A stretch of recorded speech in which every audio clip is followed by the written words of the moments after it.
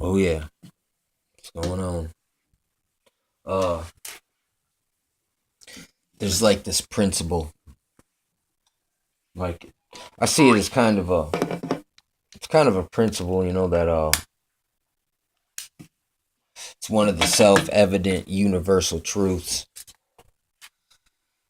But and there's this book by this dude named Lao Tzu, and that talks about there's a situation where there's this guy that he pays an oarsman to row him across the river or some port something, man.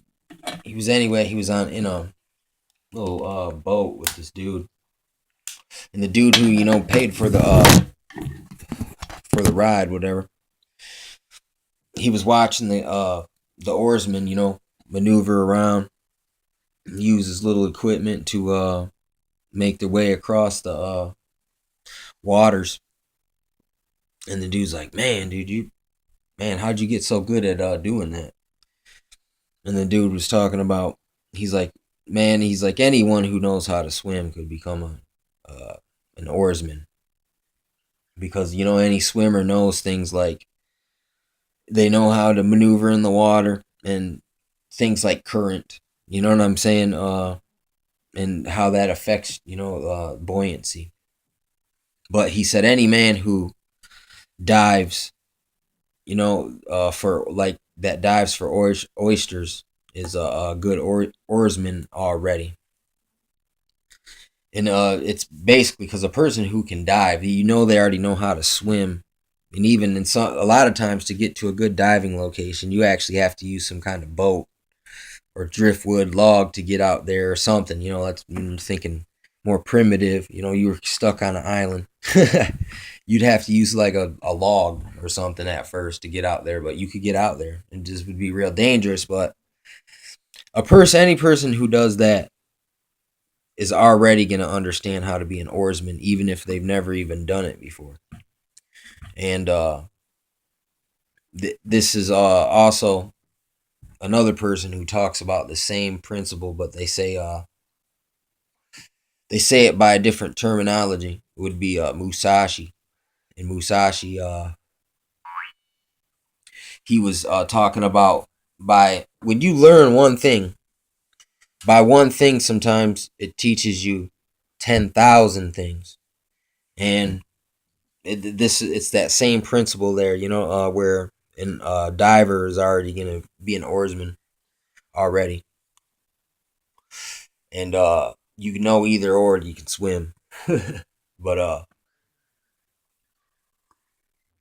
and then the one thing that teaches you 10,000, right? Like for instance, if you run that principle by the Bible, you would say Genesis, when it says, "In the beginning, the earth was void and without form."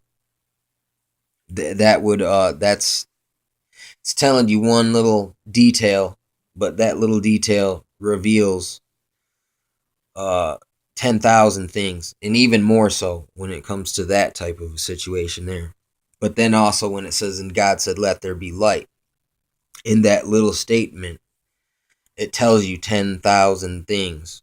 You know what I'm saying? And if you know how to apply the principle, everything is, is it's just like that. And in a lot of times, life itself is the teacher of a lot of things. If you can train your mind to learn that way, that's the best way to learn, because then it's not that you're gonna be like, "I am my own God and what I see is what it is no, you just recognize life and the lessons that are there, like they're just there if you can just perceive them. And so therefore it's not just you, it's like you working with life. It's like a teamwork. That's like the man and God thing, where where people say man is God. That's a lonely place. To be alone out here, to be alone with your mind, your consciousness, that's it. That's as far as it can go. That is so small and so limited and insane that a man would even think that. But yet some do. So, I mean, there alone, when you really actually learn things, it's like the wise man knows how little he knows. And then, and wise people also know that you increase, certain kinds of, well, any knowledge. It just increases your sorrows anyway. But, but yet, here we are in life. So you gotta, you gotta break, what is it? Break some eggs to make an omelet, basically. And you just can't get hung up on, you know, breaking a few eggs.